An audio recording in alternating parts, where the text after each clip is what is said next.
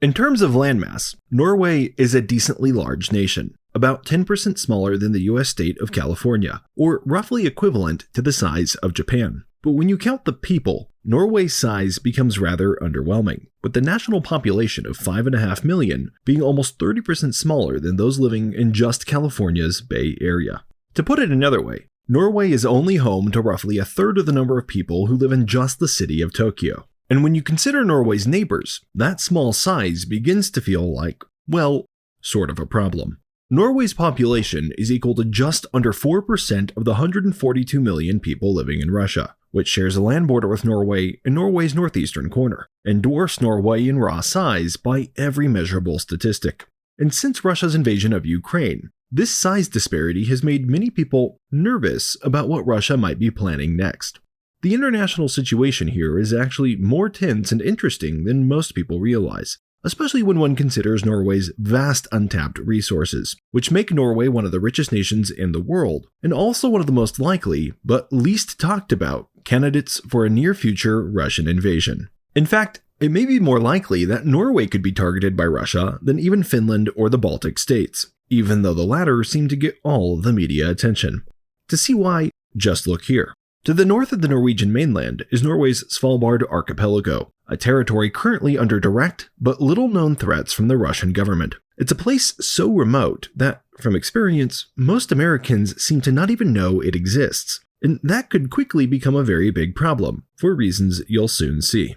Svalbard is an internationally demilitarized zone in the frigid Arctic North that is rich in coal, metal ore, phosphate, oil, and natural gas. There are no soldiers on these islands, and most of these resources are protected from extraction by large nature reserves, and a few increasingly hungry polar bears. Theoretically, a very peaceful place, as long as you're not an Arctic seal. But not everyone is happy to see billions of dollars of economic value locked up in nature reserves, and things could all change here at any time if someone who is tempted by the lack of military presence decided to come in and adjust the international order. The incentive to do so would be the same incentive that has caused this sort of thing to happen literally thousands of times over the course of human history, to unlock the billions of dollars in value of natural resources, along with the archipelago's strategic location as a gateway to the Arctic Ocean, a space where geopolitical tensions are quickly growing, which we've created an entire other video about already. And changing the status of Svalbard is something that Russia seems to be becoming more and more interested in, if they can get away with it. Currently, the Svalbard archipelago is controlled by the Norwegians and under Norwegian sovereignty, but Russia has legal settlements here and a small permanent population of around 400 people.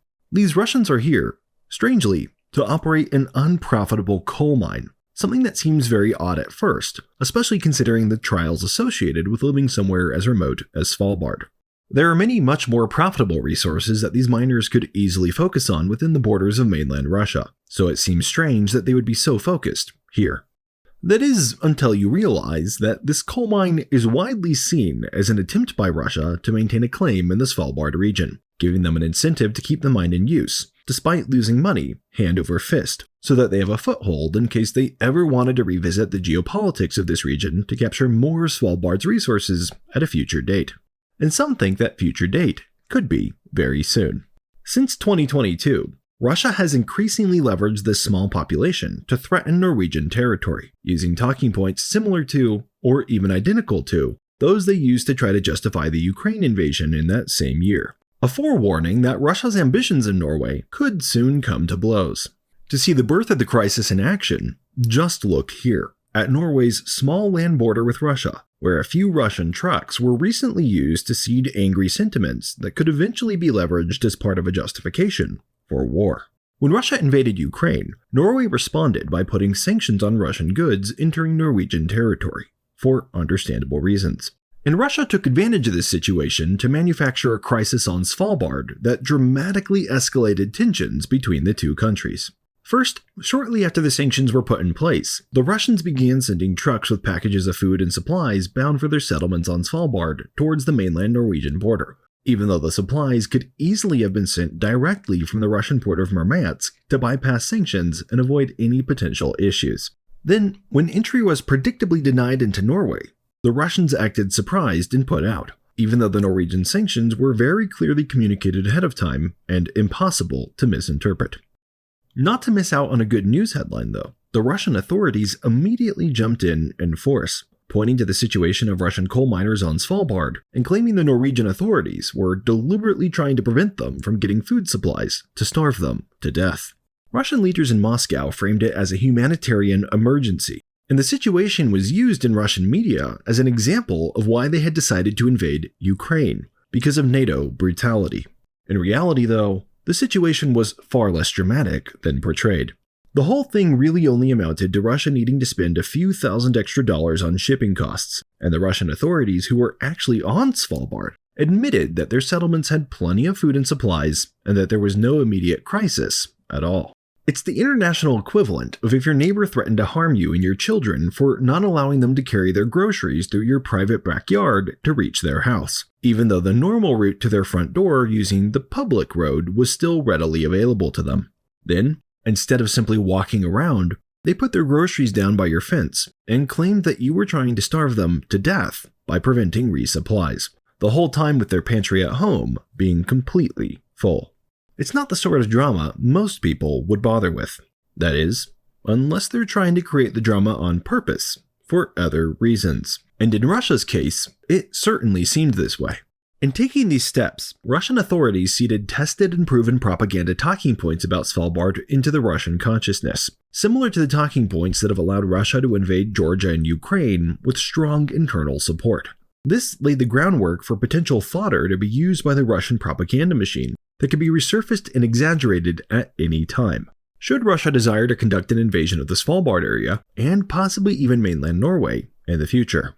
Norway, for its part, saw Russia's verbal attacks as an attempt to paint Norway in violation of Svalbard treaties, a political move giving Russia justification at home to pull out of those treaties. Given this situation, many analysts have speculated about why Russia's narrative took things so far, so fast, over something so small. And some have worried that the Russian military could be planning to take advantage of the Svalbard archipelago's demilitarized status to invade and capture it without a fight, moving so quickly that they could occupy the islands before a military force could arrive to intervene. Russia has recently become very upset with Norway for moving defensive military forces closer to the archipelago, as we'll soon discuss. And this could be exactly why, because they want an undefended soft target for annexation.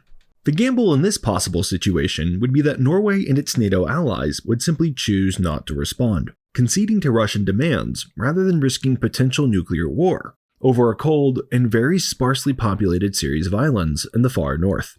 If Russia captured those islands, it would then give them the ability to make further gains in the Arctic, or make it easier for them to attack mainland Norway in the future. And it's actually not as far-fetched a scenario as one might hope. For example, NATO populations have shown immense overall apathy towards Russia's invasion of Ukraine, where huge population centers have been destroyed and millions of people scattered and resettled. Despite these deadly acts of aggression, caught, proven, and distributed on video, the West basically failed to adequately respond, sending only token shows of support, but not enough to dramatically change the tide of the battlefield, for fear of provoking the Russians. And with that in mind, despite what NATO treaties say they must do if Svalbard is attacked, it does not seem as certain as many might hope that major NATO member states would actually support a large-scale intervention to recapture a chain of islands that are home to just a few thousand foreign citizens. This is especially true among the United States, as most Americans frankly don't even know the islands exist, and pro-Russian talking points are becoming more commonplace amongst both the American people and the American Congress. Russia is no doubt aware of this reality also. In fact, they may have helped in part to create it. And given those possibilities, Svalbard is potentially the easiest territory in all of NATO for Russia to attack and get away with. And in some instances, because of this, Russia's actions against Norway have progressed from mere threats into what now appears to be a preparation for actual kinetic warfare. I hope I'm wrong, but as you'll see yourself from the facts shared in this video, it's more than possible that I'm right.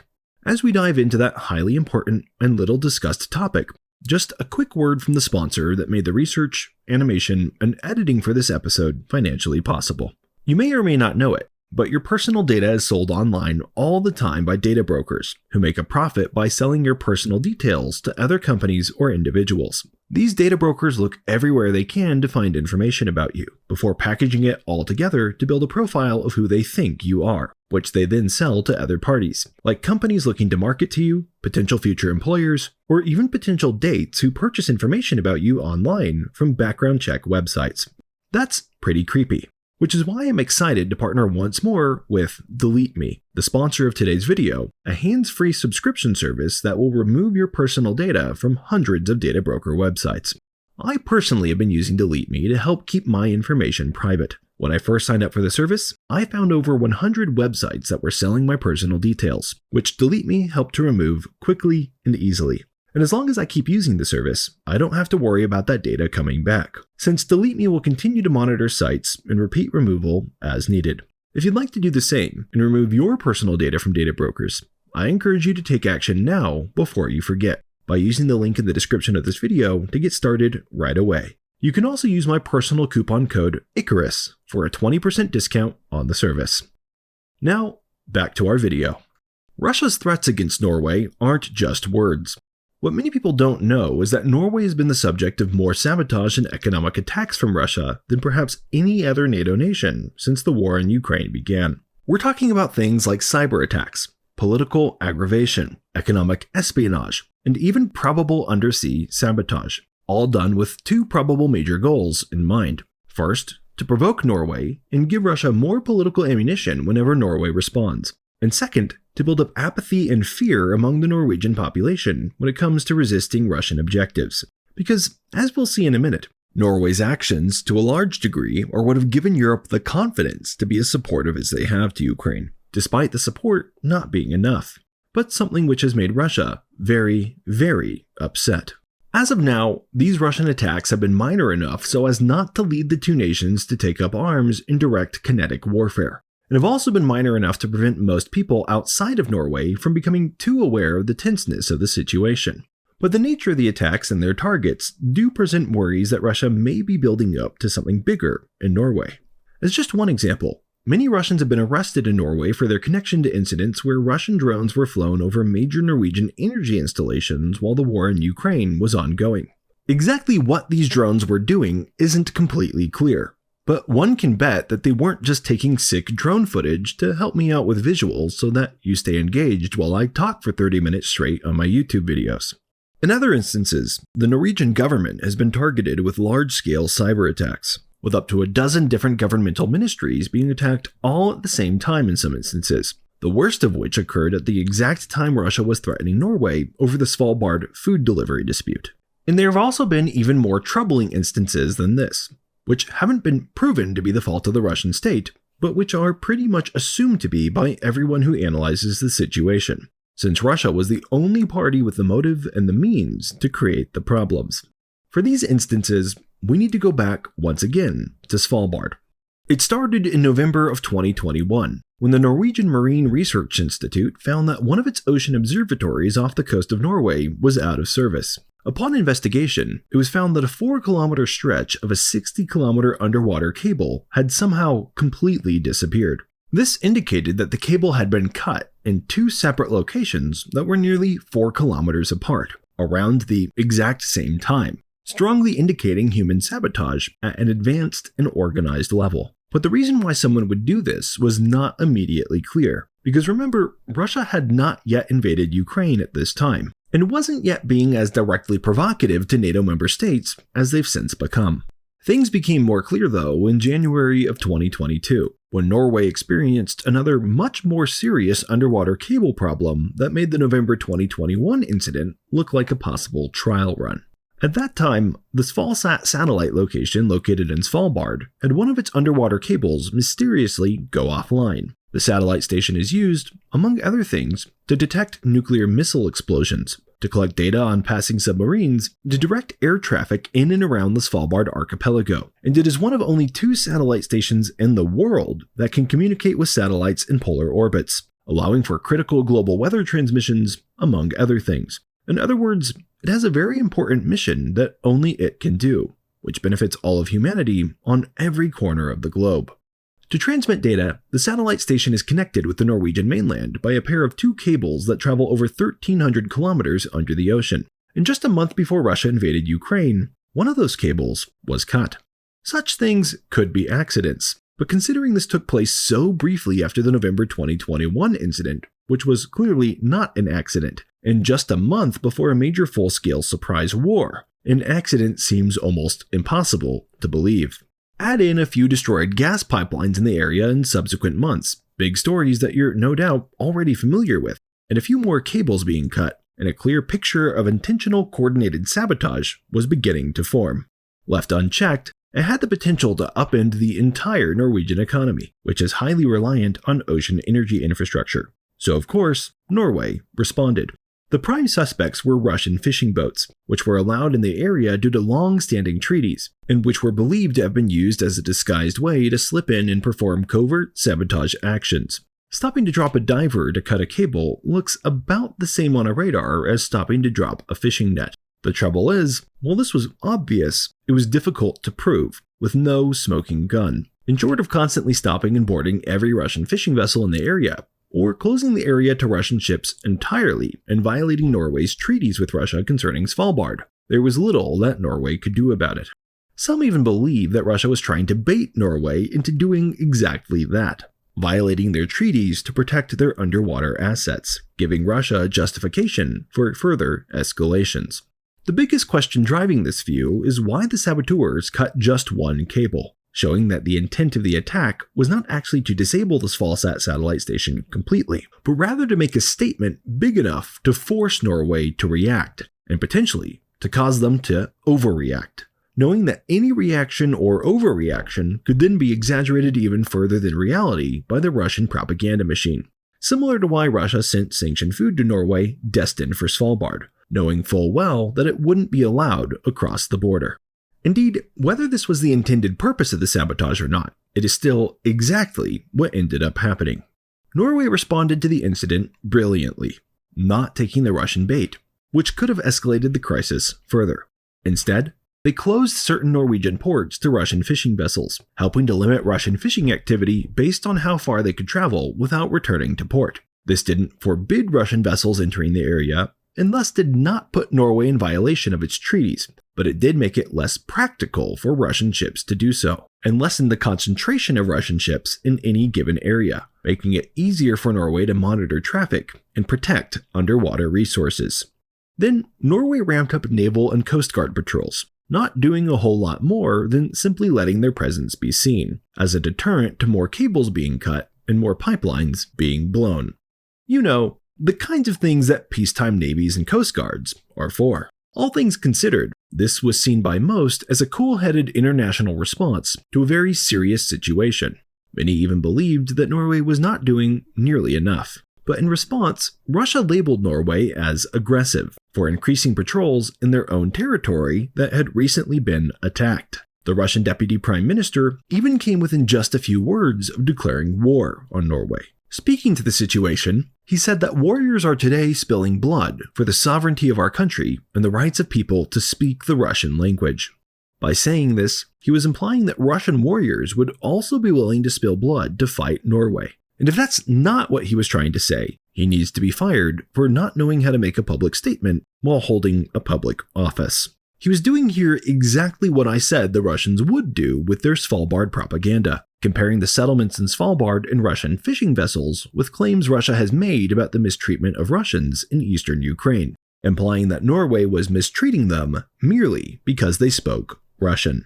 These claims weren't true in Ukraine, and they are certainly not true in Svalbard, as anyone watching this video can easily confirm from an analysis of the actual facts. But it didn't matter to the Russians, and it didn't prevent them from threatening war. That is how Russian propaganda generally operates, and has operated for centuries, creating real threats to terrify their neighbors, and then acting put out when their neighbors respond to those real threats with preventative and defensive military forces, and then eventually escalating things into offensive military campaigns framed as if Russia were attacking in self-defense. Even I have to admit, while it's messed up, it's unfortunately also brilliant, because for centuries it has worked, and that's what makes it so dangerous. But why is Russia so focused on Norway in particular? And why are they the next target in the early stages of Russia's classic propaganda cycle? It turns out, right now, Norway and Russia are locked in a high-stakes wealth-building duel in the far north reaches of the world. A duel over oil and gas profits, the same type of duel that was beginning to form between Russia and Ukraine just prior to Russia's decision to invade there.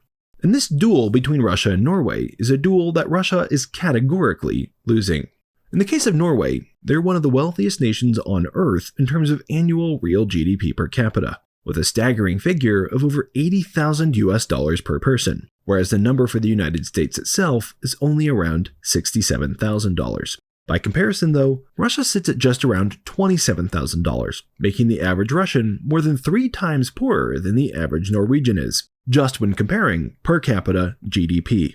In reality, though, due to disparities in wealth distribution, things are even worse than this for the average Russian. And despite the fact that Russia has more than 25 times as many people to support as Norway does, and a need for exponentially more infrastructure than Norway to tame their huge landmass, their economy is less than 4 times the size of Norway's. At first, that might seem much bigger. 4 times larger. But when analyzed at a person-for-person level, it is not enough by any measure to create a good life for the average Russian. I mean, come on. The US economy is 44 times larger than Norway's is, and the average Norwegian is still far richer than the average American. Russia has tried to innovate their economy to improve things in the past, but for reasons that I've already created another entire video on, Russia has not been able to successfully diversify to improve its people's livelihoods. So for Russia, the best and easiest way to improve living standards, and perhaps more importantly to the people making the decisions, the best and easiest way to build more wealth for Russian oligarchs, is to grab a larger international share of the industries they already know how to operate. That's partially why Russian mercenaries operate in remote parts of Africa to secure and control the local mining, why the Russian military intervened in Syria to gain control of phosphate mines, again I have another full video on that one, and why Russia is currently fighting so hard to hold on to their control of the areas rich in natural gas in eastern Ukraine. And that's potentially bad news for Norway, since they are also right next door to Russia and in direct competition with them for the energy resources of the far north. It's a high-stakes game with potentially trillions of dollars in untapped value. Both oil and natural gas are available in vast quantities around the northern coast of the Eurasian continent, and together Norway and Russia have a complete monopoly of these resources beyond the North Sea. This shared area is thought to be one of the largest sources of untapped oil and gas on the entire planet, and a huge portion of that is located in the Barents Sea, a sea shared between, and famously disputed by, both Russia and Norway. But Norway's presence here not only provides Russia with competition from an economic standpoint, perhaps more importantly, it also puts a hard limit on the extent to which Russia can threaten Europe with energy blackmail. This hits Russia, and especially Russia's leaders, where it hurts the most. Not just in their wallets, but in their ability to exercise international soft power and get what they want elsewhere on the global stage. One clear example occurred in 2022. Again, when Russia invaded Ukraine. At the time, Russia thought it could take Europe out of the picture by simply cutting off Europe's supply of Russian energy.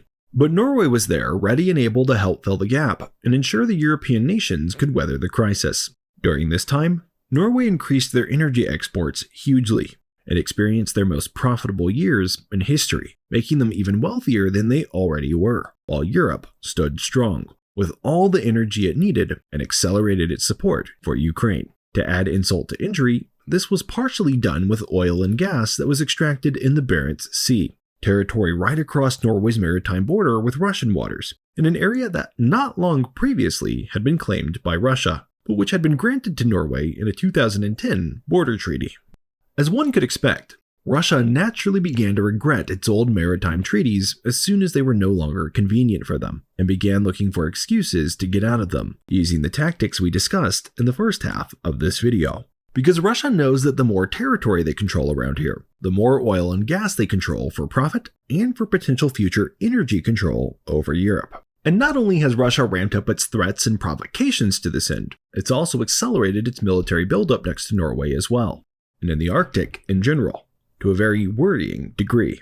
To clarify, we aren't necessarily seeing increases of Russian land troops along the Norwegian border, per se. But that's because such a move would be basically pointless for Russia, as the land border would not be a highly strategic target in a war between the two nations. The border between Russia and Norway is small and easy to defend, and even if Russia managed to cross over, it wouldn't have much strategic value, since the region of Norway bordering Russia is connected to the rest of the country by a single road going back and forth through mountainous terrain. That road itself also has several vulnerable points primed for ambushes, and several vulnerable bridges that could be easily rigged with explosives to make the road effectively useless for Russia.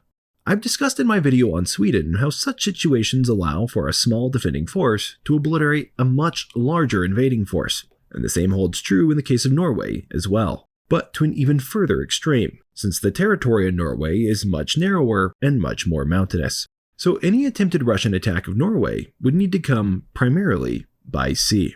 But what we are seeing from Russia that is worrying is a massive increase in the Arctic naval capabilities they would need to conduct an invasion of Svalbard, stationed very close to the Norwegian border in the Russian city of Murmansk.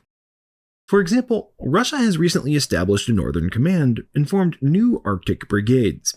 They've also made moves to reignite Cold War-era hostilities in the Arctic in general, renovating a huge number of formerly abandoned Soviet military bases, and even building 5 new ones, bringing it to a total of 52 bases in the Arctic region, showing that they may be planning and preparing for something big.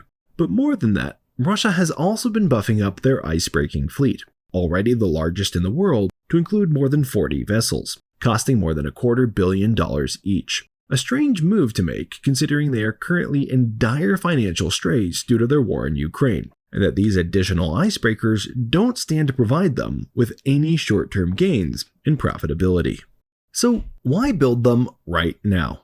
This ice-breaking fleet might be the most worrisome thing of all, because it will give Russia far more icebreakers than NATO has available in the region, meaning that Russia could carve a huge number of paths to Svalbard in icy months where NATO military fleets could not quickly respond.